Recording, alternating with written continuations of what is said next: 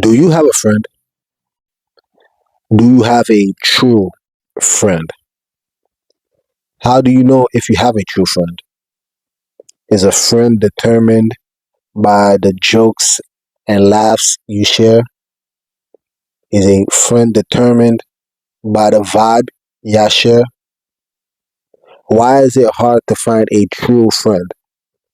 You see, these are the questions I hope to answer throughout the course of this video. But I'm gonna wish or attempt rather to define a true friend. So here you have in Proverbs 27, right? And I'm gonna start in verse 8. It says, "Open rebuke is better than secret love." Now, this is very interesting because notice open rebuke. When someone rebuke you, that means correct you. And notice it says it's done openly, right? Now, let's all admit, right? Does rebuke feel good? When somebody tells you about yourself, does it feel good?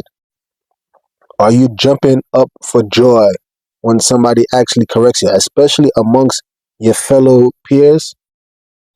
No, absolutely not. It does not feel good.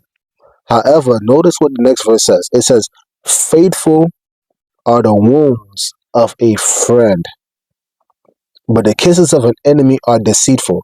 You see, what does a kiss of an enemy actually mean? You see, an enemy could actually tell you exactly what you want to say. I mean, after all, don't we have the prime example of Judas?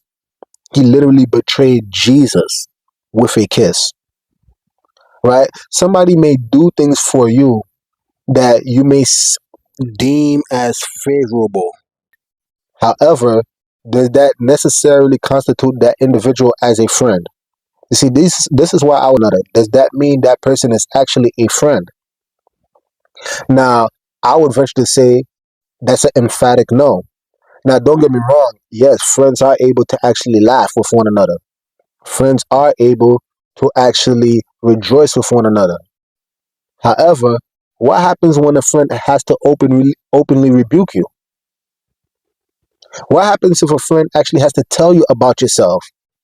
Do you cast that individual as an enemy just because he told you something that you did not like? Or is that person actually still a friend? You see, because notice verse 6, it says, "Faithful are the wounds of a friend." You see, the wounds, meaning that the things that pain you, the things that hurt you. How many of you probably have someone that actually told you about yourself and it hurt? You didn't want to hear it. You know, women, sometimes they may ask, how they look in a particular dress. And your husband actually tells you the truth. That dress doesn't actually make you look good. I think you look actually, it's not, what's the term? It's not flattering. So your husband is trying to be a genuine friend to you. But you, the woman, you actually took that as an attack, right? Meanwhile, an enemy say, "Yeah, you look good in that dress," and make you actually walk out into public looking like a complete fool. You see, these are the things that we got to consider, y'all. What is a true friend? Let's keep going. You see, what's so interesting about this particular chapter, Proverbs 27, right? If you could keep reading down, they actually show you how you can actually find a true friend, how you can determine a true friend, right? Check this out. Look what it actually says. It says, "Iron sharpeneth iron." I all throughout social media, I hear this verse being quoted all the time. But guess what's so interesting, right? Look at what it says, because they stop right there. Iron sharpen iron. But then if you keep reading, it says, "So a man sharpeneth the countenance of his brother." No, it didn't say sharpeneth the countenance of his brother. It says a man sharpeneth the countenance of his friend. You see, the Bible is very particular. If it chose a particular word, it's because that word has significance. It didn't say a man sharpeneth the countenance of a father or his mother or a sister or brother. No, it said he sharpeneth for the countenance of his friend. You see, a friend is very significant.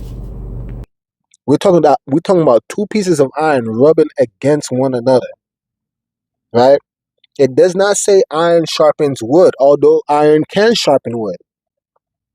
It does not say iron sharpens plastic, although iron can sharpen plastic. But the reason why it says iron sharpen iron as opposed to the other two, right, the wood and the plastic, is because plastic can't sharpen the iron. Wood can't sharpen the iron. You see, in order for both individuals to become sharp, they both have to be iron, right? So I'm going to give you a perfect example. What does this actually look like in the real world? You see, what this looks like is you will have somebody that you regard as a friend. And, this person right here, he may, quote unquote, love you, and he may try to openly rebuke you. He may correct you. He may admonish you, he or she, right? This individual may correct you many times, and here you are like, man, I appreciate you. Thank you for telling me about myself, man. Man, I really appreciate you. And guess what? Sharpening you. But guess what? You come to a situation where now they need to be corrected. They need to be admonished. They need to be sharpened. And guess what? This is how they respond. Nah, get out of here. I don't want to hear that. What you have found out is that although you regarded this individual as a friend, deep down inside, they never regarded you as their friend. No. You see, the relationship is cool so long as they can correct you. The relationship is cool so long as they can rebuke you. The relationship is cool so long as they can admonish you. But when it's time for you to rebuke, admonish, correct, look out for, love, because that's what it is. The sharpening is a form of love. They don't want to receive it. They don't want that type of love. No. What they want is the kisses of an enemy, right? Tell them the sweet things that they want to hear. Tell them that they're perfect. Tell them that everything's all good. But when you tell them about themselves, they can't handle it. That's because deep down inside, they never regarded you as a friend. I'm going to keep going further, right? Because I have to prove this to you. Let's check this out. Here we have a passage from Ecclesiasticus, or sometimes referred to as Sirach, chapter 19. And this is in the Apocrypha, right? Which, the heathens of this world took out of the original 1611 King James Bible. That's a story for another time. But look what it says. It says in verse 13, admonish a friend. Admonish, that's a light rebuke. That's a light correction. They said, admonish a friend. It may be he have not done it. And if he had done it, that he do it no more.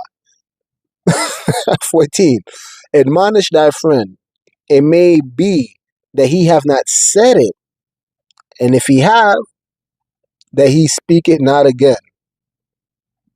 Admonish a friend, for many times it is a slander, and believe not every tale. Now, check this out. This is what's so beautiful about this, right? Can you discern the spirit of the text? Do you understand that sometimes somebody can admonish you and it may not even be right? In other words, what we need to look past the surface level of the admonishment or the rebuke. We got to look past that. What is the intent? You see, because if a friend is going to admonish you, he might be wrong. Notice what it said. Every time he mentions it, it says, it may be that he have not done it. It may be he have not said it. Maybe the friend heard a slander. It said, admonish a friend, for many times it is a slander. Maybe he heard something like, man, my boy did that. My girl did that. Nah, I got to correct them. And maybe they heard the wrong information.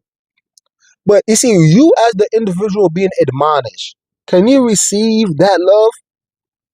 If that person was just looking out for you, can you receive that love? And I'm going to prove it to you, right? Notice what it says in verse 16. It says, there is one that slippeth in his speech, but not from his heart. And who is he that have not offended with his tongue? You see, that's the real question here. Who is he that have not offended with the tongue? You see, as much as I may want to believe that I love every single one of you, right? Could you imagine if one day Nick, I mess up because I rebuke you, unjustly? Does that mean that I'm not your friend? Does it mean that I suddenly hate you? Wasn't I just trying to look out? But no, no, no, no. We don't view it that way. And I'm using me because, it's easy to use me without trying to offend other people. But I'm not really talking about myself. Those of you out there, you may have a friend that maybe he slipped in his tongue. Maybe he unjustly rebuked you, unjustly admonished you. But if his intent was just to look out, if his intent was just, man, I'm just trying to love you as best as I possibly can, why can't you receive that? Why do we get so butthurt because somebody tells you something about yourself, whether it's right or not? That's what's called being a friend. Sometimes a friend may say the wrong thing. He may slip from his tongue, his speech, but not from his heart. And that's in the general sense. It could be man or woman. A friend may sometimes tell you something about yourself, and he or she may genuinely be wrong, but that doesn't mean that they hate you. A rebuke, a correction, an admonishment does not mean that that friend hates you. You see, this is going to reveal who is actually spiritually mature and who's not. I'm going to give you a perfect example that we've all probably read, but we never probably looked at it from this angle before. Check this out. All right, y'all. So this here is a famous account that we've all probably read before, but it actually reveals a lot regarding friendship, right? So this is 1 Samuel chapter 20. I'm going to start from verse 1. And it says, And David fled from Naioth in Ramah and came and said before Jonathan, What have I done? What is my iniquity? And what is my sin before thy father that he seeketh my life? Now you have to understand, right? To give you some context, right?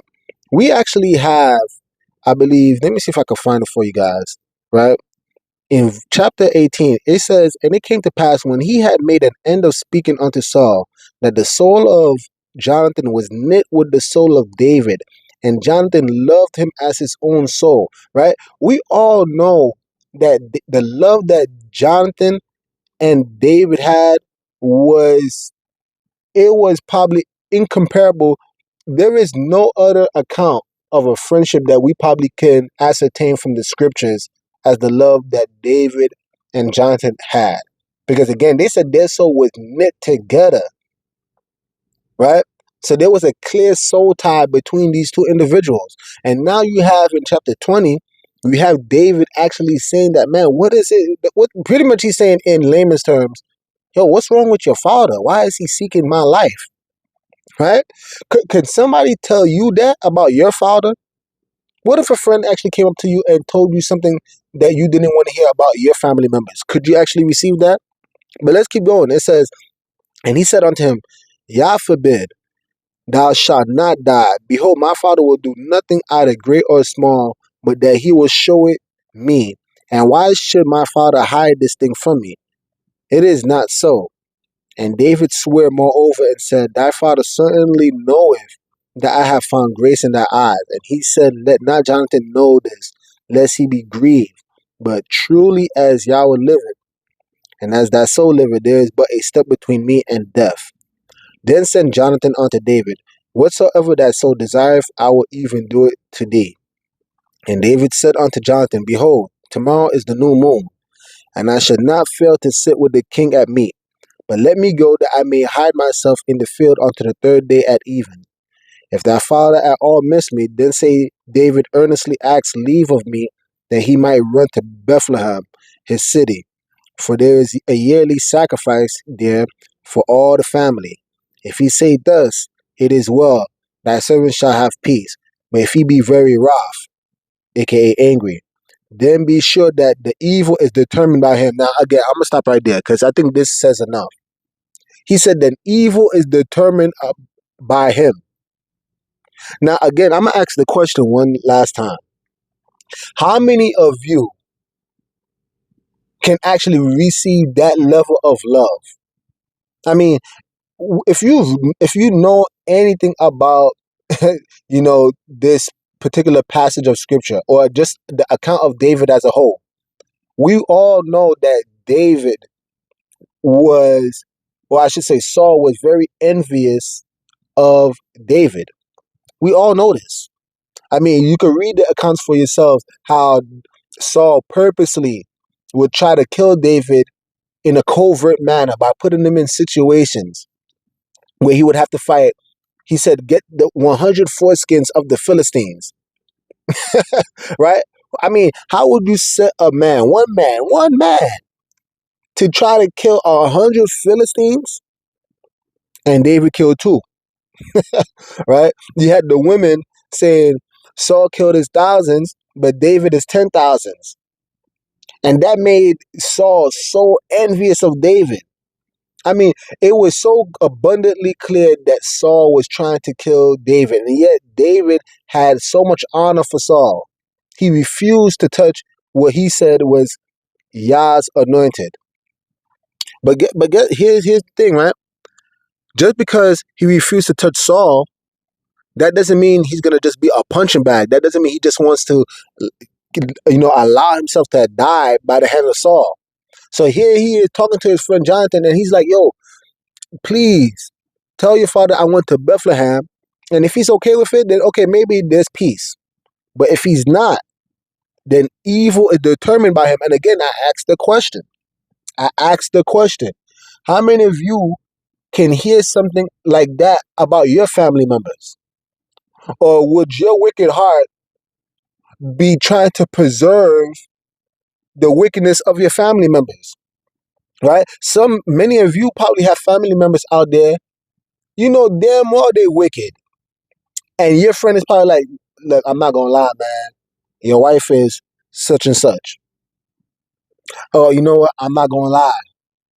Your father is such and such. Your mom is such and such. Your brother, your sister, you name it, is such and such. Could you have the spiritual maturity to actually hear your friend? Because again, we just read in the previous passage, right? Admonish your friend, right? It may be that he have not said it. It may be that he have not done it. It may be that you heard a slander. But is the intent of that friend, when he tells you this about your father, about your mother, about yourself, is it that he's really trying to kill you? Is it that he's really trying to hurt your feelings? And if you can read the chapter for yourself, but if you continue reading in chapter 20 of 1 Samuel, you will see that Jonathan said, you know what? Okay, cool. I'm going to do just that. You see, he didn't just jump on David's throat. He didn't say, how dare you talk about my father like that? How dare you call my father evil? He didn't say that. He heard what David had to say, and he said to himself, you know what? I'm going to do exactly what you told me so I can see for myself. What's wrong with that? Why don't we have that level of maturity to actually hear our friends like that? You see, this is what I'm trying to get you guys to understand. A lot of us, not only have we not found true friends, but if we did find a true friend, we certainly didn't know how to keep them.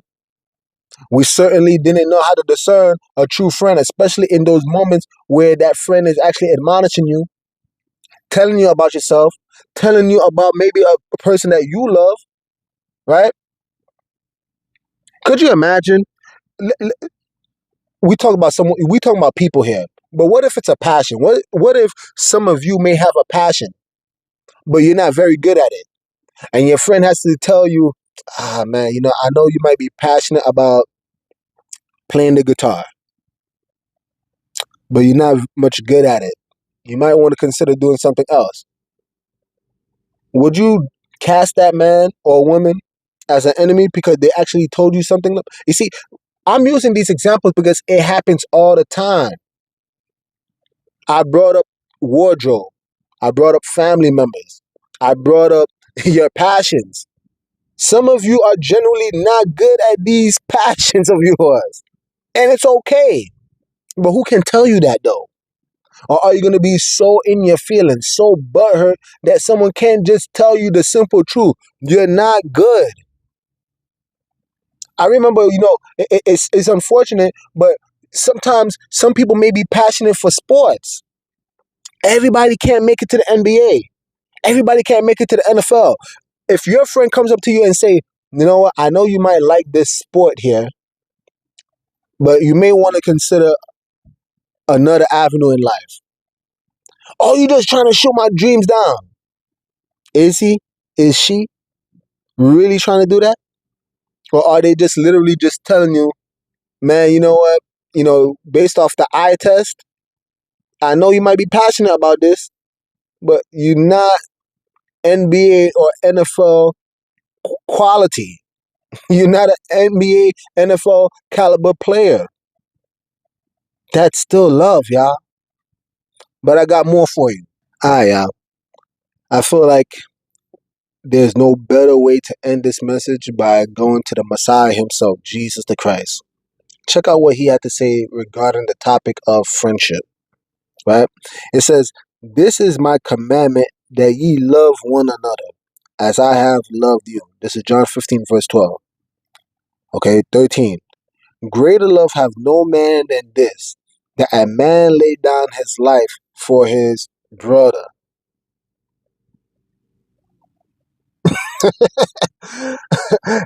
No.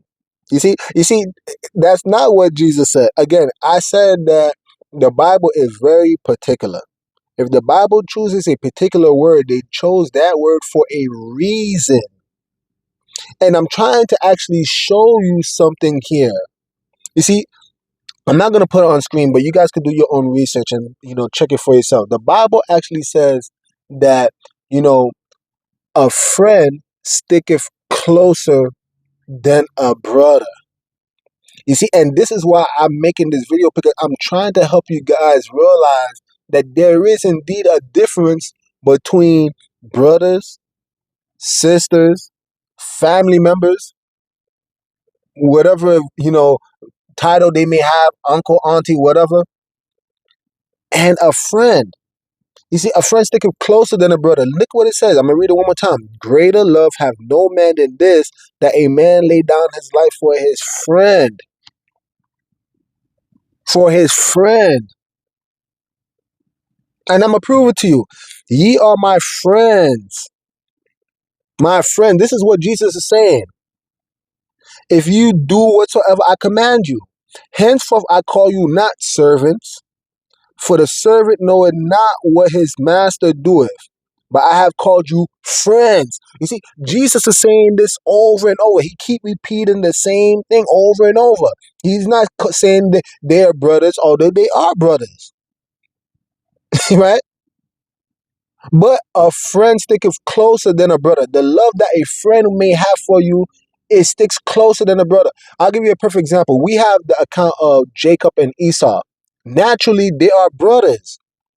But we could clearly see from the scriptures how much hatred and visceral that Esau had for his brother Jacob. It was very clear the visceral that Esau had for his brother Jacob. We could even see the accounts of how the hatred that the 11 brothers had for their brother Joseph, to the point where they sold him.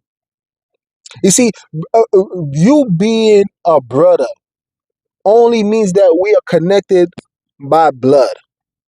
But see, a friend, as we read in Jonathan and David, their soul was knit. You see, the spirit is thicker than the blood. You see, the spirit, it runs deeper than just blood. You see, that soul tie that is formed between friends goes deeper than the love that a brother may have for another brother. Right? I'm going to read it again. "Henceforth I call you not servants, for the servant knoweth not what his master doeth, but I have called you friends. For all things that I have heard of my Father I have made known unto you." Now, why is this important? This is important because, again, let's analyze the life of Jesus himself. Did not Jesus actually lay down his life for his friends? I mean, he said he calls us friends, right? Did not Jesus himself lay down his life when he was hanged on that tree? at Calvary? Did he not literally lay down his life for his friends? You see, this is what I'm trying to tell you guys, right? You see, a friend, a real friend, it's really important to actually find such an individual, because that person is not going to only be there in moments of comfort and convenience. A real friend is not going to only be there when you're here patting him on the back and telling him how great he or she is. That's not what a real friend is. I read these passages. I even titled the video, Faithful Are the Wounds of a Friend, because you see, a real friend is still loves you even if they have to hurt you. But those wounds are faithful. You see, those scars that a friend might give you, those are the scars that may actually save your life. Those are the scars that may save your life. A friend telling you, hey man, you're not good at this. Hey, sis, you don't look good in this dress. Hey bro, I know this might hurt, but I don't think she's the one. Hey sis, I know you like him a lot, but I saw him cheating. I saw him with this other girl. He don't really care about you. He only views you as some meat. You see, these are the things that a friend might tell you, and if you are too immature, you literally gonna miss out on a blessing. I believe the Bible even goes as far to say that a real friend, a true friend, is like medicine. It's like medicine. You see, again, this topic right here is extremely important. And I wish to show you even more. Check this out. You see, when you look behind the word friend, it's the Greek number 5384, right? Philos, right? And look what it says. When you read the Strong's definition, it said, properly, dear, that is a friend, actively fond, that is friendly, still as a noun, an associate neighbor, right? Now, this is interesting because isn't the second greatest commandment? We have the first, which is love Yah with all your heart, mind, spirit, soul. And the second one is like onto the first, which is love thy neighbor as thyself. Love thy neighbor as thyself. You see, me, if I love myself, I would want to know what's wrong with me. If I'm trying to be the best version of myself, I want to know what's wrong with me and how I can improve. If I love you as a friend, as a neighbor, as I love myself, I want you to be the best version of yourself. I may have to tell you something about yourself. Like, hey, dude, you're falling short in this area. And here's the thing, right? I'm going to end off with one last thing, because, you see, some people might say, oh, well, what about this passage when, this guy was referred to as a friend? And I'm going to go to it, right? Let's go to it. Right? You have this account in Matthew 22, and I'm going to see it's in verse 12. It says, and he saith unto him, friend, how camest thou in hither, and having a wedding garment? And he was speechless. 13 says, then said the king to the servants, bind him hand and foot, and take him away, and cast him into outer darkness. They shall be weeping and gnashing of teeth. But see, as you can look down, when you search up that word friend, notice it's the Greek number 2083, which is heteros. Heteros, which is different. Let me go back to that other one. It's different than Greek number 5384, which was philos. You see, so again, it's very important that you guys actually look behind some of the words that you guys are reading in these scriptures. Because again, in the context when Jesus was talking to his disciples and really stating that, I don't call you servants, but I call you friends. You see, no greater love than a man lay down his life for his friend. You see, that friend, not heteros, but philos, that type of friend, man, it would behoove every single one of us to find a friend like that. As I land the plane, I really hope this message edified you all, because I really do believe this is a message that we need to hear in this daytime and hour. It seems abundantly clear to me that the love of many has waxed extremely cold. The love of many have waxed extremely cold. There's a lot of hatred in people's hearts.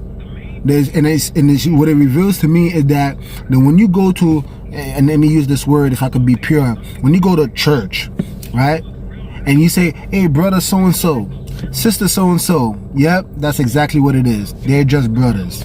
They're just sisters. But we haven't gotten and, graduated in our level of love one towards another, where we can really say a friend love, sticketh at all times, but a brother's born for adversity.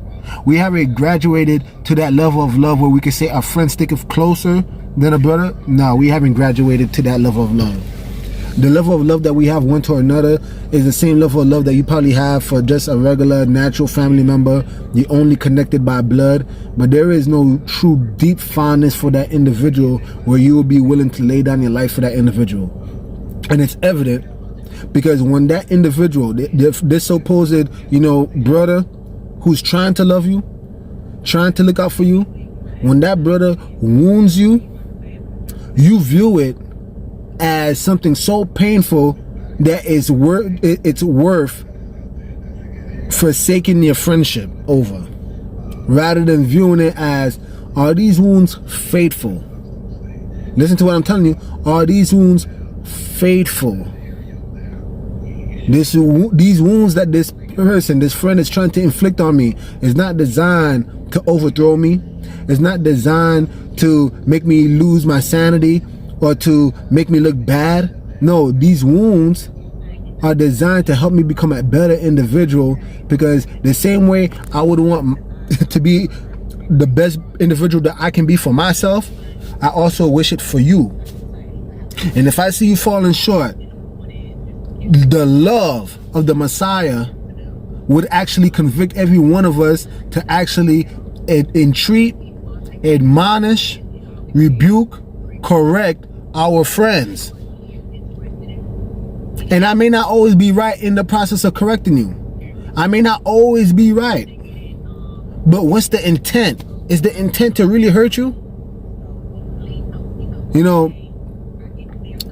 I'll end off by saying this. There are some people who may stab you in your back, but a real friend will stab you in the front. A real friend will stab you in the front. Think about that. Ponder upon that. Anyway, with that being said, if you guys love this video, please hit that like button, subscribe, comment down below, and share this message with your friends, family, and loved ones. And I urge you to do so that this may be an edification to the entire body of Messiah, Jesus the Christ. With that being said, Nick over and out. The message sent. Jesus is King, y'all.